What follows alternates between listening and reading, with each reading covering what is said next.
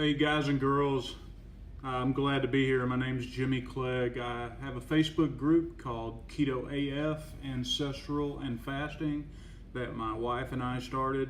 I want to thank Yolanda for the invitation and for the introduction. I really want to say I really love this collaboration. I think we have 5 people and we've lost over 650 pounds between the 5 of us. Which is amazing in itself. Even more amazing is we're keeping it off, which defies all the traditional logic. But I really like this collaboration because we have around 5,000 people on our Facebook group, and I see this little competition between groups. I mean, the ketogenic diet has a lot of outliers and a lot of different philosophies. There's a lot of people that say high fat, there's a lot of people that say high protein, there's people that say dirty keto, there's people that are more Paleolithic keto, but to me it doesn't matter. I mean, whatever you do, but you're making an improvement in your life whichever route you go with keto. So anything we can do to collaborate and work together and improve, is great. So I really love this, and I really appreciate being able to be a part of it. I had 2 simple questions in this collaboration. Number 1, what was your life like before keto? And number 2, what is your life like after keto? Those are really good questions, and my background, I have lost to date around 189 pounds. At one point, I'd lost 200 pounds. I've been kind of fluctuating the last year or so, but my journey started in 2013. I was right at 500 pounds. I had been getting sick for about a month straight. What I thought initially was a stomach virus that just wouldn't go away and became chronic. Finally, my wife recruited my sister, and my sister threatened to get my mother involved, which I didn't want, and they made me go to the doctor. At that point, I hadn't been to the doctor or weighed in years,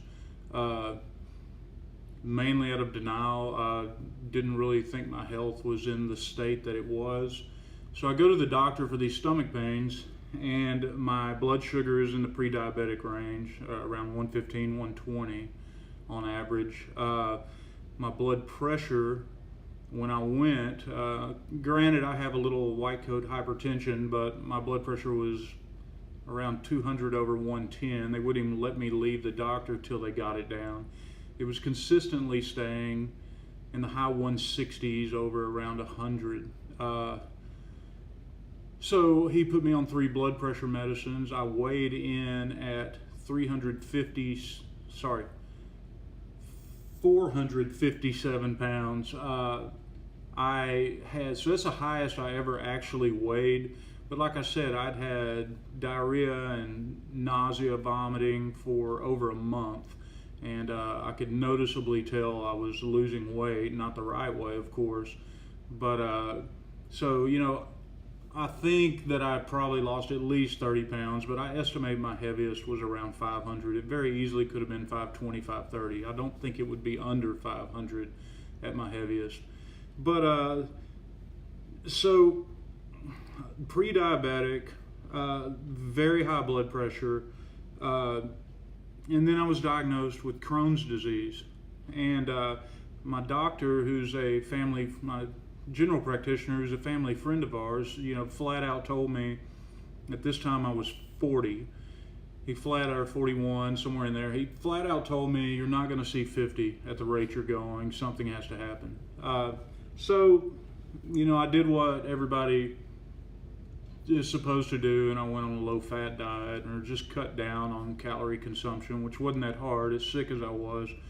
And I lost 30 or 40 pounds, so I was right around 410, 420, and then that kind of stalled, and I was still very sick. I was still having Crohn's flare-ups, even on 100 milligrams of Topril a day and Benicar and amlodipine. even on all of that, I still had high blood pressure. I was miserable. The Crohn's caused some other side effects. It caused some very debilitating arthritis. It caused these lesions on my leg, pyodermal gangrenosis, and you can see on my face hidradenitis, which is, it's all connected to the Crohn's. It's all autoimmune, inflammatory cause stuff. But I was dealing with all that. My son at the time was 11 or 12 years old. I couldn't go out in the yard and play ball with him. He was trying to pitch in baseball, I remember, and I couldn't squat down to catch the ball, so I had to go get a 5-gallon bucket and sit on it. And then if I missed a ball, it was just painful to get up and go get it, and I'd be out of breath. Walking one flight of stairs would put me out of breath. I had no quality of life. I had things I would love to do, but I was just physically unable to do them. And the whole thing started for me. I had a little weight problem in high school. My weight would fluctuate, but overall I wasn't obese. As a matter of fact, at age 21, I was 195 pounds. I'm 6'5". And then in my mid-20s, I stayed, between 200, 230. But then after about 25, I started packing on maybe 10 pounds a year here and there. And, I remember my son was at the doctor and I got on the scales in the hospital and I weighed 370. And this was when I was about 35. And I said, I got to do something about that. But then I didn't weigh again. And I thought, well, I'm hovering around that range. Little did I know I was over 400 pounds. Long story short, that brought me the cumulative metabolic damage, the insulin resistance, everyththing that came along with it just led me down the path of autoimmune disease, I'm convinced, and the situation I was in at 41 years old. So what I did, what I was doing wasn't working. I was still sick, and I stumbled across, I don't even know how I stumbled across it, I think on a Google search, I stumbled across Mark Sisson and the Primal Blueprint. And I read the book and it made so much sense to me. And I'd done Atkins earlier, and Primal Blueprint, it was a low carb based diet. It's definitely not ketogenic, although he's came around now. But so I went on the Primal diet, the Primal Blueprint plan, and had great success. I lost right at 100 pounds in the first year. I figured that pace was too rapid. I was starting to see some excess skin, so I intentionally slowed it down. And I got to around 350 pounds and just stalled, and 360. And so I'd lost, around 100 pounds at that time, 350, 360, and I was stalled out and I couldn't go anymore. And I'm the type of person that if I'm going to do something, I don't want to just be told what to do. I want to actually know the mechanism. So I started doing research, and to date I've done over 2,000 hours of my own studying, my own N=1 experiments, trying to spread what I've learned to other people. And at least I don't claim to be an expert in anything, but I want to lead people in the right direction. So at least I have a lot of knowledge that I can show them research or lead them to the person that can give them a lot better information than I can. And so I came across a couple of podcasts, Living La Vida Low Carb with Jimmy Moore and the Two Keto Dudes when they started up. Of course, I listened to the Mark's Daily Apple and the Primal Blueprint podcast.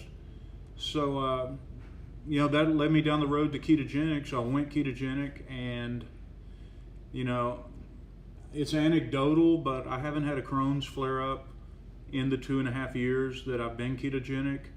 I lost from around 350 down to 280 or so. And like I said, my weight's fluctuated 15, 20 pounds the last year or so. But So, and ketogenic's a way to go for me, honestly. I mean, and the research is just compounding, as you all know. So, what is my life now? My life is, I'm doing things that I never thought I could do. I started doing Brazilian Jiu-Jitsu and Judo. I've ranked up in those. Actually, with some friends, started a school, and I taught that for 3 years. I never would dream of being, even though I love to do that stuff, I never could have even dreamed of doing it in the past. My sister and I run 5Ks twice a week. I lift weights, I sprint, it's just pretty much anything I want to do, I can do now, at least in some capacity. Whereas, I'll give you an example. Before I started keto and primal, my wife and I went on a trip to Belize, and we went to the rainforest and went zip lining, and I was right at the maximum weight, and I didn't feel it was safe, so I had to sit out while all of them went zip lining. We would go, float the river, and I had trouble getting in the tube. If I fell off the tube, I couldn't pull myself back up. I had to go to the bank and get back in.